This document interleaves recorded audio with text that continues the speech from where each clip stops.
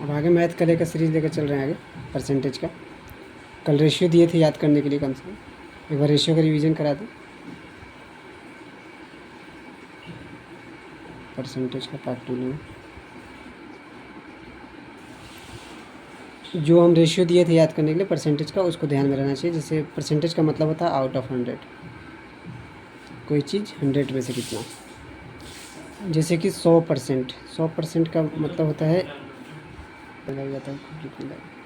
100%, 100% का मतलब होता है 100/100, यानी कि आपको कट के कितना हो जाएगा 1। इसी तरह 50% का 50 नीचे कर देंगे हम 100, यानी कि कट के कितना हो जाएगा 1/2। ये कल करवा दिए था पूरा। इसमें मेन इंपॉर्टेंट था 11 से 1/9, 11 9 जा 99, एक जोड़ेंगे तो 100, 100 में हम नीचे 9 और परसेंटेज के लिए 100, तो ये 00 से 00 कट जाएगा, तो आपको हो जाएगा 1/9। ये हम परसेंटेज के लिए कल करा देते हैं। अब आगे सीरीज लेकर बढ़ रहे हैं। अब कल का था इंक्रीजिंग डिक्रीजिंग का। अब लगातार इंक्रीजिंग हो 2 बार 2 बार, तब क्या होगा इसका। जैसे कोई क्वेश्चन आता है, जैसे देता है कि एक गाड़ी है, ठीक है, गाड़ी आपने 10,000 रुपये में ख़रीदा, एक गाड़ी को आपने 10,000 में ख़रीदा। अगला साल 2 साल लगातार उसमें वृद्धि हुआ, 2 साल 2 ईयर्स लगातार वृद्धि हो रहा है। लगातार वृद्धि, लगातार मतलब इंक्रीजिंग होता है, इंक्रीज मतलब बढ़ रहा है उसका वैल्यू, बढ़ता नहीं है उसे गाड़ी का दाम, मतलब मान ले रहे हैं बढ़ रहा, इंक्रीज हो रहा है, वो भी 10% के साथ। कोई गाड़ी का दाम था 10,000, ठीक है, गाड़ी का दाम 10,000 था, 2 सालों तक 10% हर एक साल बढ़ रहा है। तो यानी कि 10% का मतलब कितना होता है 1/10, ठीक है, 10% का मतलब 1/10, तो 10 यहाँ पे लिखेंगे 10। अब बढ़ रहा है तो हम क्या करें 10 से 11 कर देंगे, ठीक है। 2 बार बढ़ रहा है इसीलिए 10 से 11 एक बार और लिखेंगे। 3 बार आता तो 3 बार लिखते, 4 बार आएगा 4 बार। अब इसको क्या करेंगे 10 10 जा 100, 11 11 जा 21। 100 रुपये का सामान 121 रुपये बढ़ गया 10 रुपये के हिसाब से। सामान था कितना का 10,000 का, 10,000 के नीचे इस सामान का वैल्यू के सामान के सामने, और पूछ रहा कि वैल्यू कितना हो गया, तो 121 यहाँ पे लिख देंगे। 00 से 00 कट जाएगा, तो हो जाएगा आपको 121 और 2 को 0 यहाँ पे बच जाएगा, यानी 12,100 रुपया आपका वैल्यू हो जाएगा। उसी तरह दे देगा आपको कोई भी सामान, जैसे ज़मीनें हैं, ज़मीन खरीदें, ज़मीन खरीदें, आज 2 लाख का पड़ा, कहीं दाएँ से 1,000 10,000 लाख 2 लाख का पड़ा, और उसमें आपका घट गया 12.5% के हिसाब से बढ़ रहा है, ठीक है, 12.5% के हिसाब से 2 सालों तक बढ़ा, 2 सालों तक बढ़ा, तो उसका मूल्य कितना हो जाएगा, मतलब कॉस्ट ऑफ कितना का हो जाएगा, वो मूल्य कितना हो जाएगा, कितना का हो जाएगा, कितना का दाम, गाड़ी का दाम कितना था 2 लाख रुपया, ठीक है, 12.5% के साथ इंक्रीज हो रहा है हर साल 12.5%, 2 साल तक बढ़ा है। तो 12.5 को पहले यहाँ पे लिखेंगे, 12.5 का रेशियो कितना याद करें 1/8, ठीक है, 1/8 कराए थे, तो क्या करेंगे हम 8 यहाँ पे लिख देंगे, 8 से बढ़ रहा है तो 8 से 9, फिर बढ़ रहा था 8 से 9, 2 साल बढ़ा है, तो ये था 64, ये हो जाएगा 81। तो पहले वैल्यू कितना था 2 लाख, तो यहाँ पे लिख देंगे 2 लाख, 2 लाख का था 64 के हिसाब से 81। अब कट रहा था 8 से काट दीजिएगा, 25 बार में कट जाएगा, 8 से ही कटेगा 8 बार में, फिर 8 से कटेगा 8 3 जा 24, 1 बचा 0, 8 1 जा 8, फिर 2 बचा 8 2 जा 16, फिर आपको 4 8 5 जा 40।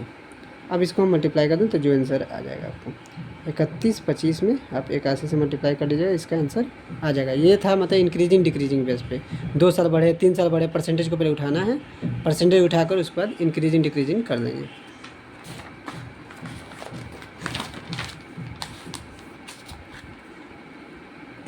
अब बढ़ रहे हैं कुछ स्कूल से रिलेटेड।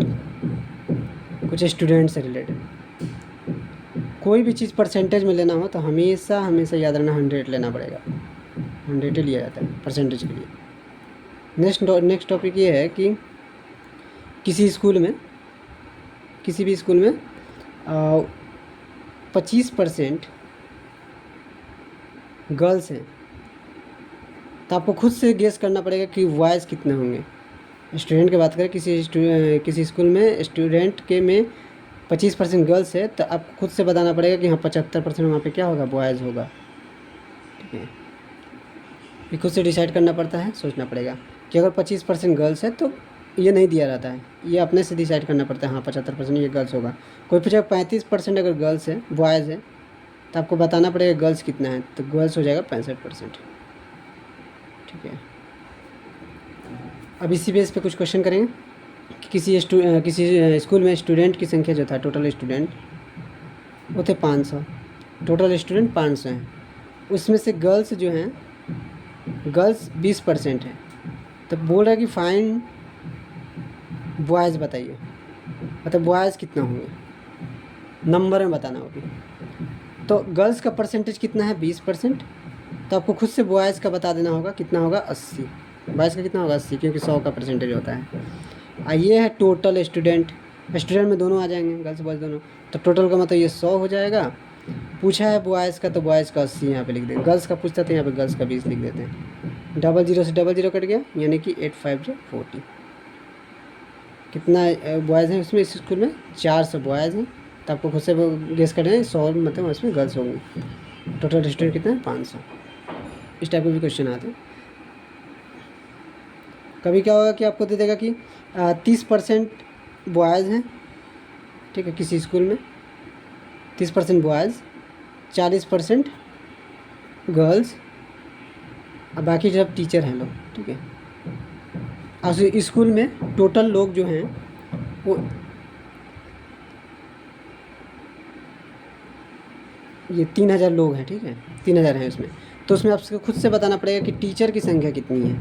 ठीक है, अगर ये बॉयज़ है तो कितना 30%, गर्ल्स है 40%, तो आपको टीचर का खुद से परसेंटेज बताना पड़ेगा। 100 लिया जाता है परसेंटेज के लिए, तो 30 और 40 कितना हो जाएगा, 70, 70 में बच गया कितना 30, तो 30% क्या हो जाएगा यहाँ पे टीचर। ये टोटल स्टूडेंट है, यानी कि टोटल का मतलब कितना 100 लोग हैं। ये पूछ रहा है टीचर की संख्या, तो इसी टीचर के लिए 30 यहाँ पे लिख देंगे, 10 00 से 00 काट देंगे, यानी 3 3 जा 9 पे 00 लगा देंगे, 3 3 जा 9 और 2 0, 900 मतलब टीचर हो जाएंगे इसमें। गर्ल्स का पूछता तो गर्ल्स का बता देंगे, बॉयज़ का पूछेगा तो बॉयज़ का बता देंगे।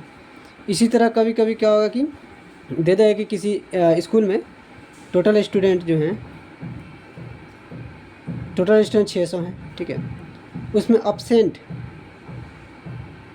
जो है 40% है, तो प्रेजेंट बताना पड़ेगा कि प्रेजेंट कितने होंगे, अपने से गेस करना पड़ता है प्रेजेंट कितने होंगे। तब प्रेजेंट आपको हो जाएगा 60%, ये दिया नहीं रहता है, ये अपने से निकालना पड़ता है। 100% अब्सेंट हैं, तो प्रेजेंट कितने होंगे अपने से 60%। टोटल स्टूडेंट कितने हैं 600, तो 600 के नीचे 100 लिख देंगे। अब पूछ रहा है कि प्रेजेंट में मतलब नंबर में बताइए कितना स्टूडेंट है नंबर में, तो नंबर में स्टूडेंट हैं 360, 360 नंबर में स्टूडेंट हो जाएंगे।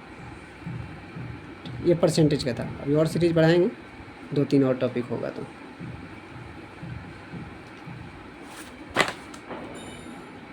इसको नोट करते जाइएगा लोग, तो इससे क्या होगा कि प्रैक्टिस करने में आसानी रहेगा। चलिए,